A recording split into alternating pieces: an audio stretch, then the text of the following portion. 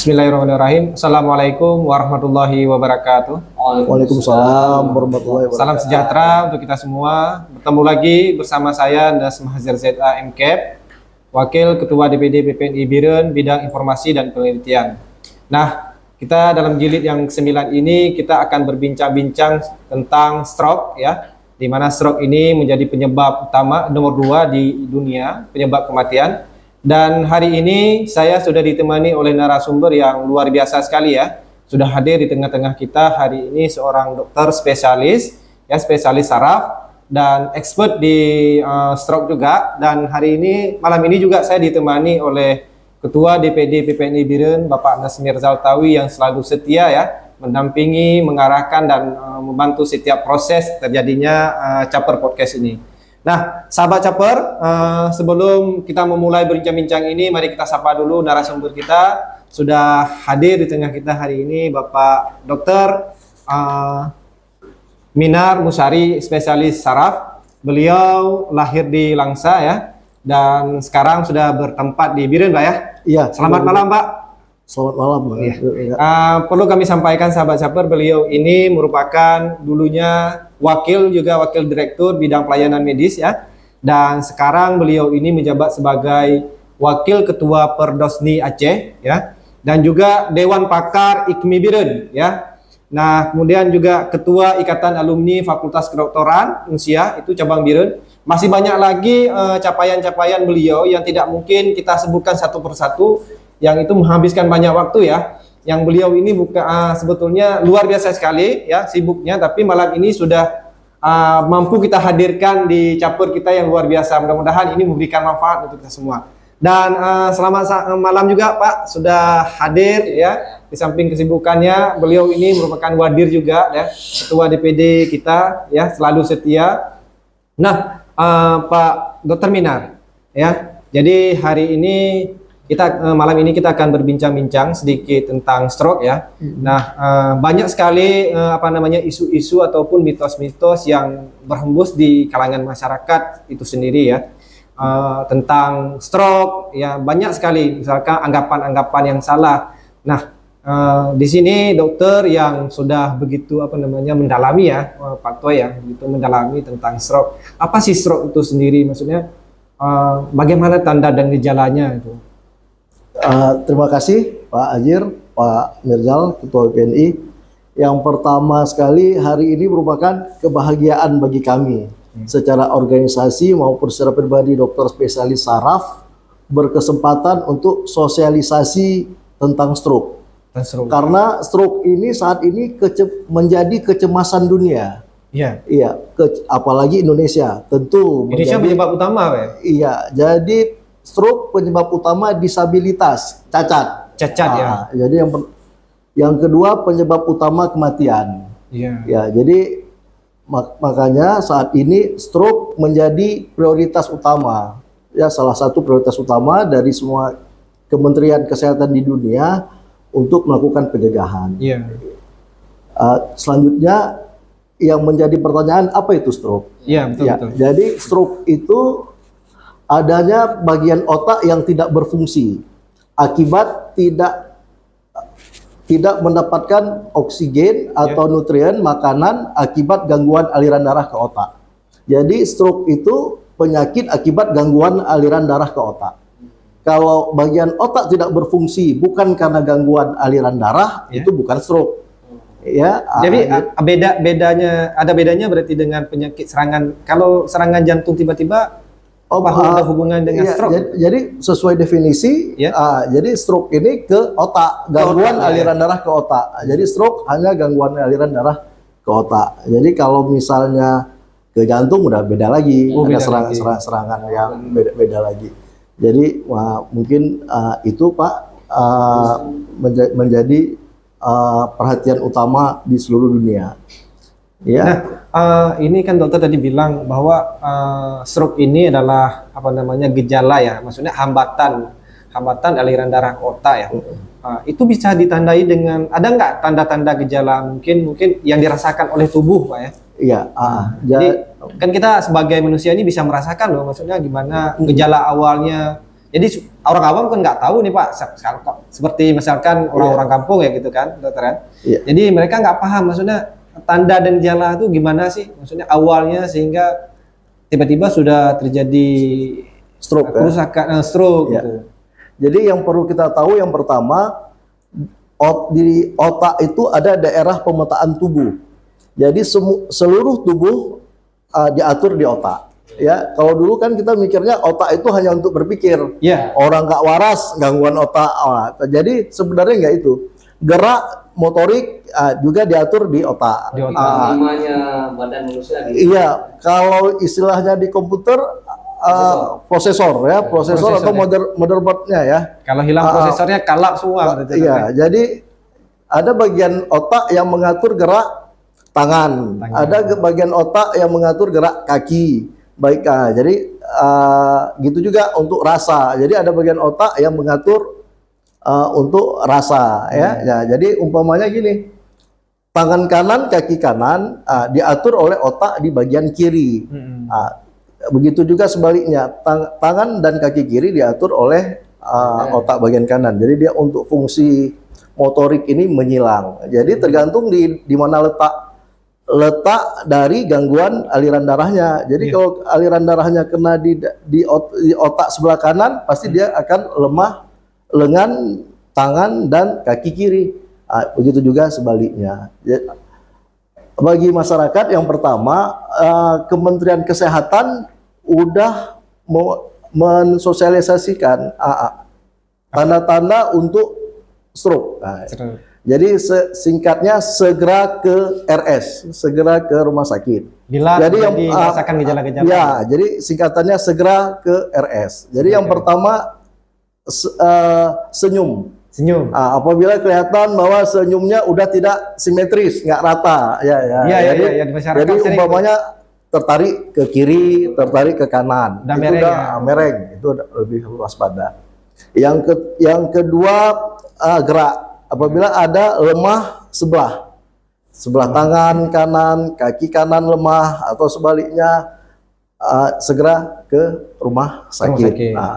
Yang ketiga bicara pelu itu kurang jelas. Kalau biasanya lancar bicaranya, sekarang tiba-tiba nggak jelas, bangun tidur tiba-tiba bicara udah berubah, atau lagi kumpul-kumpul tiba-tiba udah berubah bicara, itu juga harus waspada, itu untuk stroke. Berarti ini sudah mulai masuk gejala ya? Iya. Kalau sudah bangun yang seperti dokter bilang tadi ya? Iya, itu udah masuk dari gejala stroke. Gejala stroke. Gitu juga kebas. Jadi kebas sebelah tubuh yang bagian kanan atau bagian kiri, itu juga waspada untuk tanda-tanda stroke. Iya, hemiparese itu kelemahan sesisi tubuh. Kaitannya dengan stroke. Ya, ada. Jadi kelemahan sesisi tubuh salah satu gangguan, ciri-ciri gangguan di bagian otak. Jadi mungkin itu, jadi singkatnya tanda-tanda stroke bagi masyarakat supaya waspada. Apabila tiba-tiba mulut mereng, senyum udah nggak simetris. Yang kedua, lemah tangan dan kaki sebelah, itu waspada stroke. Bicara tidak jelas, bicara pilu juga waspada stroke. Kebas tubuh sebelah, waspada stroke. Rabun mata tiba-tiba, itu waspada stroke. Juga sakit kepala hebat yang secara tiba-tiba, itu waspada stroke. Itu jadi disingkat segera ke RS. Jadi segera ke rumah sakit. Rabun mata tiba-tiba berarti ada hubungannya dengan ini juga berarti dokter ya? Iya, jadi stroke ini bahasa lainnya cerebrovascular accident, jadi kecelakaan pembuluh darah otak, atau ada juga brain attack, serangan otak. Jadi dia tiba-tiba, jadi selalu munculnya tiba-tiba. Kalau bukan tiba-tiba, bukan stroke. Bukan stroke. Karena kan identik biasanya stroke itu dengan jantung ya, kita sering mendengarkan bahwa orang jantung itu mitos ya, dokter ya. Iya. Jadi orang penyakit jantung itu rentan ke stroke katanya. Gitu. Jadi proses pembuluh darah itu antara jantung sama otak itu terapi dan prosesnya hampir sama. Hampir sama. Iya, jadi kalau ada pada stroke yang tipe sumbatan, akibatkan ada proses aterosklerosis Iya. di jantung juga proses itu. Jadi sama-sama ada bagian yang tidak mendapatkan oksigen dan makanan, jadi sehingga tidak berfungsi. Nah, dokter, dari penjelasan tadi banyak sekali penyebab-penyebab terjadinya stroke ya. Nah, di kalangan masyarakat juga berhembus mitos bahwa apa namanya faktor tubuh ya, berat badan, obesitas, kegemukan, ini faktor risiko ya, bisa jadi penyebab stroke. Itu benar nggak, dokter? Ya, jadi ada faktor risiko stroke. Faktor risiko stroke itu terbagi dua.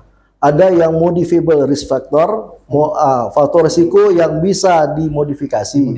Ada faktor risiko yang tidak bisa dimodifikasi. Iya. Yang tidak bisa dimodifikasi yang pertama jenis kelamin. Laki-laki 2,8 kali lebih berisiko dibanding wanita. Itu berdasarkan jurnal dan penelitian. Kenapa bisa demikian, dokter? Ya, Kenapa bisa laki-laki perempuan itu berbeda? Ya, erat kaitannya pasti dengan pola hidup. Pola hidup dengan stres, itu juga pengaruh. Berarti laki-laki lebih stres. Lebih stres pasti kan. Kalau banyak permintaan. karena yang perempuan permintaan pada lebih banyak permintaan. Seluruh. Jadi itu yang kedua usia. Usia tua lebih berisiko daripada usia muda. Itu hal-hal yang tidak bisa kita modifikasi. Yang ketiga ada faktor keturunan. Ini juga jadi kalau umpamanya ayah atau ibu ada stroke itu juga berisiko untuk bagi Dia anaknya. berarti membawa genetik juga, sama kayak penyakit DM juga berarti. Pembawa genetik langsung mungkin nggak seperti itu ya, tapi erat kaitannya dengan penyakit-penyakit yang faktor risikonya itu. Faktor risiko. Jadi yang kedua faktor risiko yang kita bisa modifikasi. Ada 5 yang utama. Yang pertama hipertensi.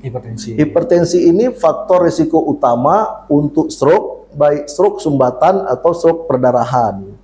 Ya, mungkin ini mohon maaf kelewatan. Stroke itu ada 2. Stroke itu ada 2. Ada 2, ada satu yang sumbat, yang satu pecah. Jadi ibaratkan satu pipa, pembuluh darah itu pipa. Jadi ada yang nyumbat, air nggak ngalir. Ada yang satu lagi bocor. Yang satu lagi pecah. Bocor ibaratnya. Pecah. Jadi air keluar, merembes kemana-mana. Jadi itu. Jadi yang satu stroke yang sumbat, yang satu stroke perdarahan. Nah, dari 2 ini, dokter, 2 jenis stroke ini, mana yang lebih bahaya? Kalau yang lebih bahaya semuanya serius. Semua stroke pasti serius. Semua stroke maksudnya pasti untuk serius. penyebab kematian secara mendadak itu kan karena kita mungkin tahu yang bahwa perdarahan yang banyak lebih beresiko. Berisiko. Tapi kalau stroke dengan sumbatan yang di pembuluh darah besar, arteri cerebri media umpamanya, itu juga beresiko juga.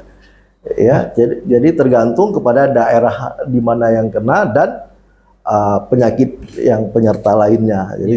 Jadi kalau untuk siapa lebih bahaya, dua-dua mungkin lebih hampir sama. Pak Mirjal, menyimak apa yang disampaikan oleh dokter tadi yang sebagai ketua PPNI mungkin ya, dan juga perawat ya tentunya ya. Apa yang bisa mungkin Pak Mirjal sampaikan kepada teman sejawat untuk medis khususnya ya, untuk mengenai apa yang stroke ini. Kita tahu bahwa stroke ini adalah di Indonesia penyebab utama ya, dokter ya. Penyebab utama kematian stroke itu lebih tinggi, dan 19,4% kematian dari 7 itu mencapai itu mencapai 10,9 ya. Dan setiap tahun itu kalau tidak salah mencapai 500.000 lebih per tahun. Oh ya, iya. Jadi dan ini menjadi apa namanya perhatian ya, tidak hanya dokter dan juga perawat. Dan nah, sebagai perawat dan juga ketua PPDB Pak Mirjal, bagaimana menyimak, maksudnya memandang stroke ini gitu. Baik, bismillahirrahmanirrahim. Assalamualaikum warahmatullahi wabarakatuh. Waalaikumsalam warahmatullahi wabarakatuh. Pertama sekali izin saya menyampaikan apresiasi, tentu ini yang sesi yang ke-9. Yang 9. Sudah tampil kita di podcast. Mudah-mudahan bisa terus berlanjut, Pak. Terus berlanjut dan mudah-mudahan ini bermanfaat bagi masyarakat dan bagi kita semua. Dan apresiasi saya kepada bagian informasi, infokom dan juga penelitian IPD BPD Kemudian juga apresiasi yang luar biasa pada malam yang berbahagia ini, ya. Pada dokter kita nih Dengan sudah Musa meluangkan Rizky waktu. kasih. waktu Di samping kesibukannya, Pak, ya. telah hadir di acara kita ini yang luar biasa. Tentu ini sangat bermanfaat bagi masyarakat, Insya Allah. ya, karena stroke ini menjadi seperti tadi Ya. yang pertama dan paling banyak kasusnya. Paling banyak Paling kasusnya. banyak kasusnya. Dan banyak masyarakat kita nggak paham hari ini. Kemudian kita terima kasih juga tim kreatif yang telah hadir, yang telah Iya. selalu setia, ya kan. Kemudian juga yang paling penting adalah sahabat Cepor Podcast, ya. Ya. Cepor Podcast yang selalu setia menonton Cepor Podcast, ya. Dan mudah-mudahan akan selalu setia, ya. Ya, insya Allah. Baik, menyikapi apa yang disampaikan oleh Dr. Musawi tadi, tentunya stroke ini menjadi perhatian khusus buat kita, tidak hanya Ya. masyarakat biasa, juga tenaga kesehatan. Tenaga kesehatan. Jadi diharapkan tentunya tenaga kesehatan punya skill yang lebih dalam penanganan stroke, ya. Penanganan stroke, ya. Kemudian tentunya tadi sudah disampaikan apa namanya bahaya stroke dan sebagainya. Ya. Mungkin saya di malam yang berbahagia ini tidak sebagai narasumber atau Ya. sebagai pendamping saja, karena memang hari ini ada pakarnya. Ya. Mungkin nanti saya juga akan menanyakan kepada pakarnya. Jadi kita hari ini, sahabat Caper, kita hari ini bicara diskusi tentang stroke Jadi itu. mungkin pada Kita awal- hadir expertnya langsung ya. Pada mulai berbahagia ini saya tidak sebagai narasumber. Ya, Karena kita- memang yang lebih expert ada Dr. Minar ya. Mungkin saya juga akan bertanya nanti. Tapi ini sebagai sedikit aja sebagai kata namanya mungkin kata pengantar ataupun ini Ya. dari apresiasi dari kita sebagai PPNI gitu Ya. ya. Nah, mudah-mudahan kolaborasi ini terus berjalan ya dengan berbagai profesi, ini ada di dokter, kemudian ke depan dan sebagainya. Mungkin itu Pak Jir. Iya. Saya penutup. Nah, terima Mau kasih. Mungkin sedikit ya. Iya. Mungkin, boleh bertanya ya Pak Jir? Boleh, boleh, kita ini diskusi, kita diskusi ya. Tadi ada dua stroke-nya ya, ada hemoragik dan iskemik. Kira-kira Pak Dokter ada beda nggak? Sehingga masyarakat bisa tahu bahwa pas dilihat ini ada, misalnya kita sering kejadian, Iya. tiba-tiba jatuh, Iya. tiba-tiba pingsan.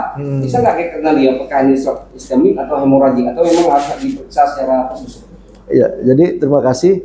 Jadi seperti gejala-gejala yang kita sebutkan tadi itu bisa muncul di iskemik atau di hemoragik. Tapi ada kekasan pada hemoragik itu yang pertama tekanan darah umumnya tinggi, yang kedua nyeri kepala hebat. Ya. Terus yang ketiga ada muntah yang proyektil, muntah yang terus menerus. Jadi yang keempat khasnya dia biasanya terjadi pada saat aktivitas. Kecapean. Iya, lagi ngobrol-ngobrol gini tiba-tiba bisa stroke. Lagi ngobrol-ngobrol tiba-tiba nggak sadar. Itu artis ya. Iya. Tiba-tiba sedang main bulu tangkis jatuh. Itu gimana penanganannya? Iya. Tiba-tiba ada pingsan. Ada juga Bisa lihat ada yang dipukul. Jadi nggak semua penurunan kesadaran itu stroke, bisa serangan jantung ya kan? Iya, iya. Ya, karena arrest ya. Ya. Tapi yang seperti saya sebutkan tadi, kalau ada nyeri kepala hebat, ada muntah proyektil, jadi itu bisa ada stroke. Nah, dokter, kalau seandainya nih kan terjadi stroke tiba-tiba misalkan, apa yang bisa dilakukan oleh masyarakat? Misalkan jauh, yang masyarakat jauh rumahnya nih kan gitu kan, jauh dari tempat pelayanan rumah sakit misalnya. Ada nggak tips-tips yang bisa dilakukan oleh mereka untuk membantu mencegah kematian itu tadi? Iya. Karena kita tahu kan ini stroke ini kalau lambat ya penanganannya maka selesai dia. Iya. Jadi yang pertama itu time is brain. Waktu itu menyelamatkan otak. Iya. Jadi waktu itu menyelamatkan otak. Jadi yang paling sekarang sedang digalakkan apabila ada gejala-gejala seperti segera ke rumah sakit, segera bawa ke rumah sakit. Jangan tunggu sampai betul-betul lemah. Jadi pokoknya bangun tidur terus tangan udah mulai kebas sebelah, itu segera ke rumah sakit. Makanya yang paling penting bagi masyarakat kenali gejala awal stroke. Jangan tunggu sampai betul-betul lemah baru bawa ke rumah sakit. Yang paling penting kan segera datang ke rumah sakit. Kalau udah ada gejala-gejala stroke, itu yang paling penting. Jadi sekarang digalakkan segera ke rumah sakit karena time is brain. Jadi satu detik aja otak nggak mendapatkan oksigen, begitu banyak sel-sel otak yang mati. Jadi apabila kurang dari 4,5 jam bisa datang ke rumah sakit mendapatkan penanganan yang segera, insya Allah bisa teratasi gejala-gejala golden period. Ya. Jadi kalau di stroke iskemik 4,5 jam. 4,5 jam. Itu bisa diberikan obat secara infus untuk menghancurkan sumbatan. Tapi tentu ada kriteria tertentu. Nah, ada mitos dokter mengatakan bahwa kalau orang tiba-tiba untuk mengatasi stroke itu ujung jarinya ditusuk pakai jarum. Benar nggak ini dokter? Tapi benar enggaknya mungkin yang semua percaya masing-masing ya, tapi itu nggak ada referensinya. Nggak ada bukti ilmiah. Karena itu ada mitos di masyarakat katanya kalau tiba-tiba terjadi stroke ujung jarinya itu ditusuk katanya. Iya, tapi itu nggak ada kita pelajari secara khusus itu. Berarti ini nggak teruji ya epidemi. Di dalam guideline nggak ada itu. Sedikit aja. Jadi saya menarik nih, karena kita memang kemarin baru launching yang namanya Coach Iya. Di Rumah Sakit Dr. Polri Jatiluhur, saya launching pelayanan Coach Itu ada kaitan tadi Pak, segera ke rumah sakit itu apa kaitannya di Coach? Jadi setiap pasien stroke yang datang ke rumah sakit itu emergensi dan urgensi. Ya, harus diprioritaskan. Jadi selalu ada ruangan cold stroke untuk penderita stroke yang kurang dari 4,5 jam. Kita udah mencoba 30 menit pasien itu udah diambil laboratorium, lab, udah EKG, udah difoto torak, udah di head CT scan. Itu harus selesai dalam 30 menit. Ya, jadi umpamanya pasien datang 3 jam dari rumah kemari, itu pokoknya sebelum 4,5 jam pasien harus udah mendapatkan terapi. Itu namanya quad stroke. Tentu dengan kriteria tertentu ya. Jadi nggak semua juga bisa. Kadang-kadang nggak memenuhi kriteria atau kontraindikasi untuk obat. Jadi dengan bisa 4,5 jam kita harapkan gejala sisanya nggak begitu berat lah ya, artinya bisa kembali normal lah mudah-mudahan. Nah ini juga dokter ada mitos di kalangan masyarakat katanya orang stroke itu gejala stroke ini tidak boleh jatuh ke tanah. Ini mitos atau nggak bisa sembuh lagi? Ya, mungkin kalau jatuh ke tanah terbentur kepala lebih parah lagi kan bisa, tapi nggak ada yang khusus. Nggak ada. Tapi setiap apapun penyakitnya, kalau ada pasien baik stroke atau apapun penyakitnya, yang paling penting kita jaga ABC, RW-nya, breathing, sama sirkulasi kan itu ABC itu segera transport ke rumah sakit. Berarti pasien-pasien yang sudah mengalami stroke bisa sembuh total ya? Maka dia bisa tumbuh dengan penanganan awal yang benar, insya Allah sembuh total. Penanganan awal yang benar. Nah, ini kan di masyarakat masih menggunakan jasa-jasa pemijatan orang stroke ini masih bahasanya urut ya. Ada yang refleksi. Ada yang dibakar, disale, ada yang bekam ya. Macam-macam nih dokter. Ini gimana maksud? Jadi Pak Ajir, di dunia ini pengobatan 2. Ada pengobatan barat sama pengobatan timur. Pengobatan timur ini Cina ya, Cina ininya ya, kepala sukunya ya. Jadi macam-macam, refleksi, akupuntur. Yang sedangkan yang kita sekolah ini kita pelajari itu rata-rata kan pengobatan barat. Ada perbedaan antara pengobatan barat sama pengobatan timur. Yang pada saat ini yang kita bicarakan tentu versi pengobatan barat, ya pengobatan barat. Jadi di pengobatan barat apabila ada stroke ya segera ke rumah sakit. Ya, gold standarnya harus kita CT scan dengan terapi-terapi itu.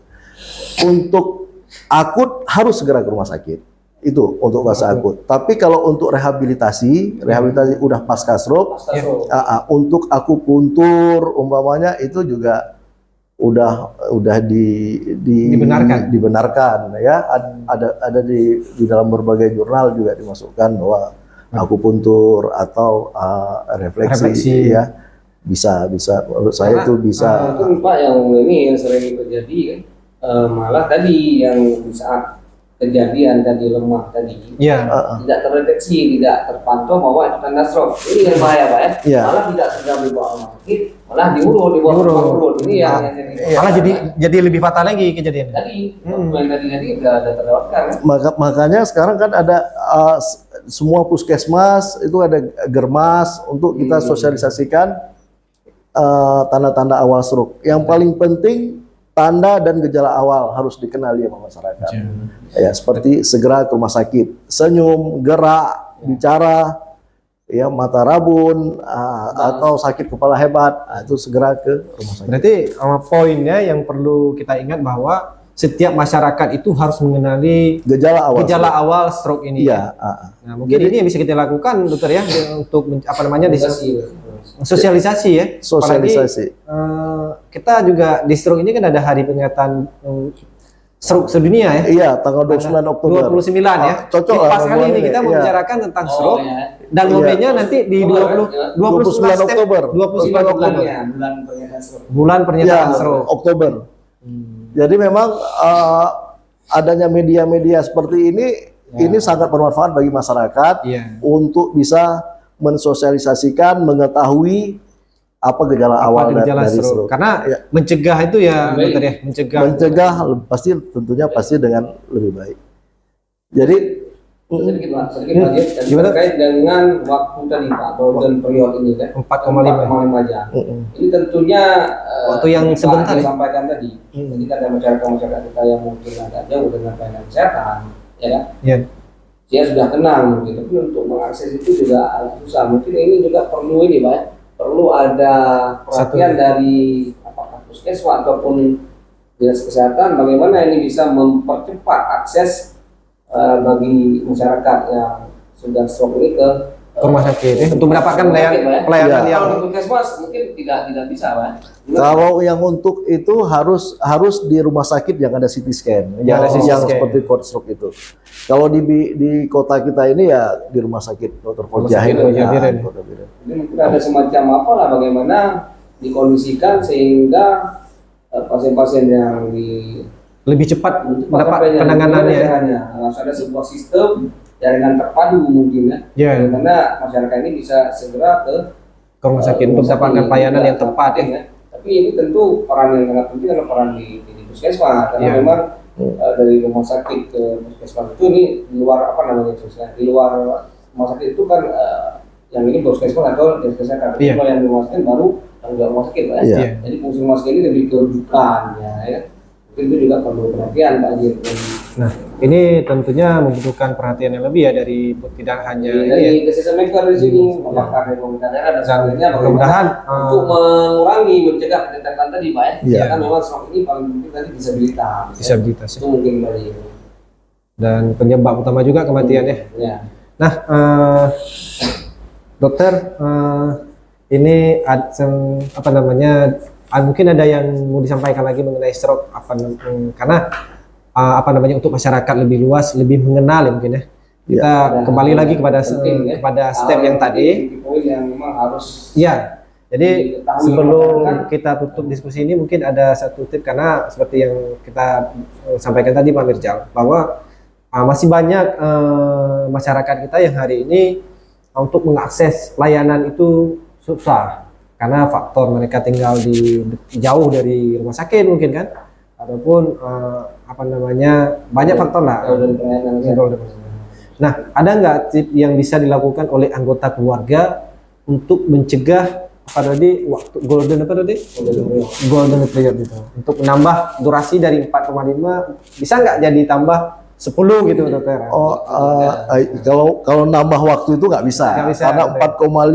4,5 jam itu memang udah berdasarkan penelitian waktu yang bisa untuk menyelamatkan sel-sel Ada nggak otak yang bisa dilakukan oleh keluarga? untuk bisa melisis, mempercepat, mengenali gejala awal dan cepat-cepat ke rumah sakit. Satu-satunya memang mereka harus paham Harus, kalau sudah matanya rabun, sakit kepala tiba-tiba itu dokter. iya, Tapi intinya kenali gejala secara dini dan segera ke rumah sakit. segera ke rumah sakit. Itu Nggak ada cara lain. nggak ada cara lain. Nah, semakin lambat Semakin lambat bahaya Pak ya. Iya, tapi di dalam praktek sehari-hari biasanya pasien datang udah hari kedua, udah hari hari ketiga atau udah iya, jadi banyak hal-hal kadang-kadang yang dilakukan itu memperberat daripada gejala dari gejala-gejala stroke-nya. Jadi lebih memperparah. Jadi kalau paling baik kenali gejala awal secepat mungkin dan bawa ke rumah sakit secepat mungkin.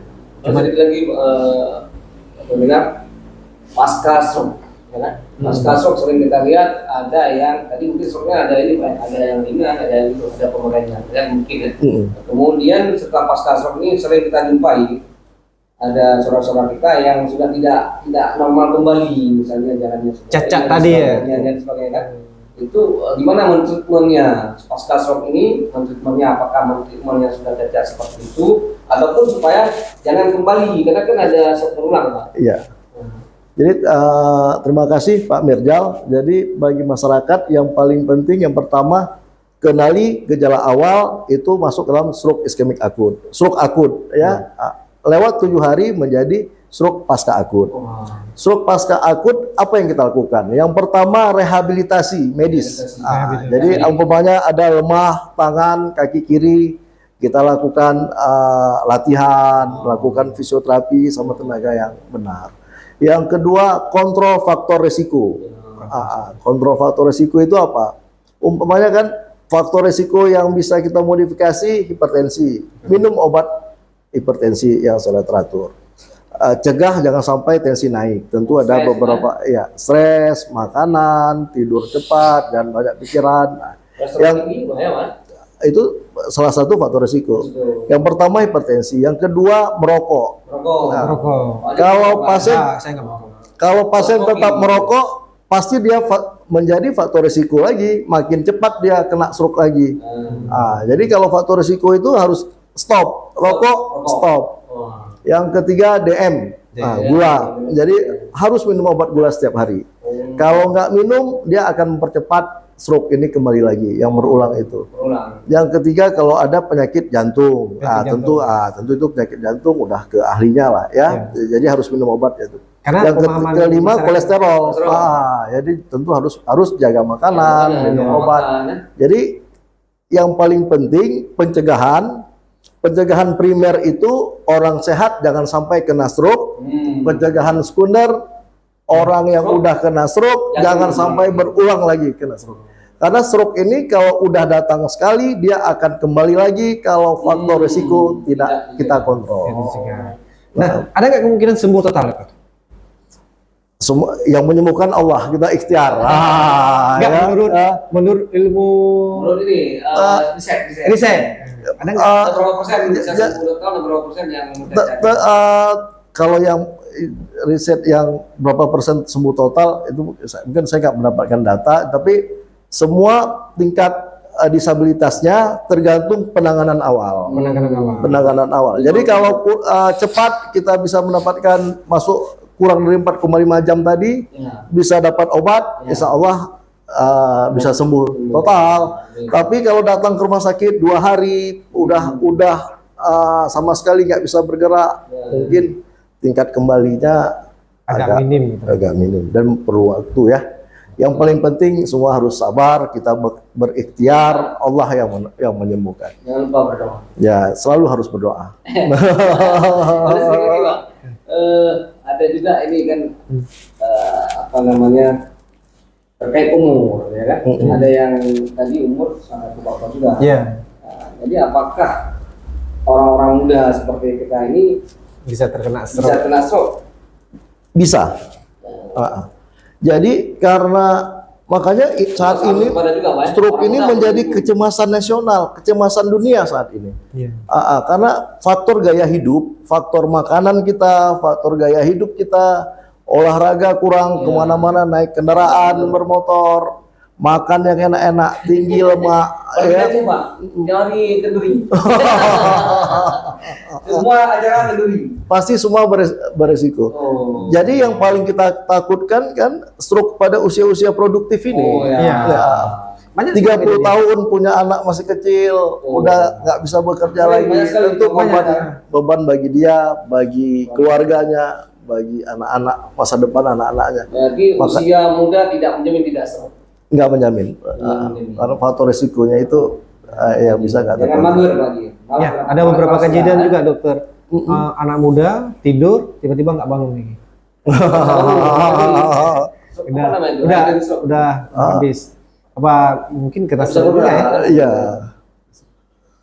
Nah, sahabat Caper, kita sudah mendengar penjelasan yang luar biasa sekali dari spesialis saraf dan juga expert di bidang stroke ya, beliau Dr. Minar Musyari, dan juga kita sudah berbincang-bincang hangat hari ini sudah ditemani oleh ketua kita DPD PPNI Biren. Terima kasih Pak Dokter sudah meluangkan waktunya di samping kesibukan yang luar biasa ya, beliau mengurus banyak pasien tapi dalam suasana yang sudah malam, lelah sekali, beliau masih menyempatkan hadir di tengah-tengah kita. Mudah-mudahan penjelasan ini, diskusi kita hari ini, diskusi yang memberikan keberkahan dan juga banyak manfaat. Terima kasih juga kepada Ketua DPD PPNI Biren yang selalu setia ya menemani, mendampingi setiap proses jalannya diskusi. Ya, jadi sebelum kita tutup hari ini dokter, kita teriakkan dulu satu jargon Caper Podcast. Oh, boleh nanti Caper Podcast. Dokter tunjuk ke kamera, oh mama luar biasa. Oke sahabat Caper, sama-sama kita teriakan Caper Podcast, oh mama luar biasa. Oke, salam sahabat Caper, sampai bertemu lagi di sesi yang 10. Kita ucapkan terima kasih sekali lagi kepada narasumber kita yang luar biasa, Dr. Minar Musyari, spesialis saraf. Kita doakan beliau selalu sehat, ya, selalu memberikan manfaat untuk pasien-pasiennya dan selalu siap membantu, selalu rendah hati ya dokter ya. Dan terima kasih juga kepada Ketua DPD PPNI Biren ya, yang selalu setia menemani. Dan tidak lupa pula kita ucapkan terima kasih kepada sutradara kita yang luar biasa, itu Didi Noah, yang nama lengkapnya Didi Suryadi. Oke, sampai di sini pertemuan kita. Saya ucapkan terima kasih. Assalamualaikum warahmatullahi wabarakatuh. Waalaikumsalam.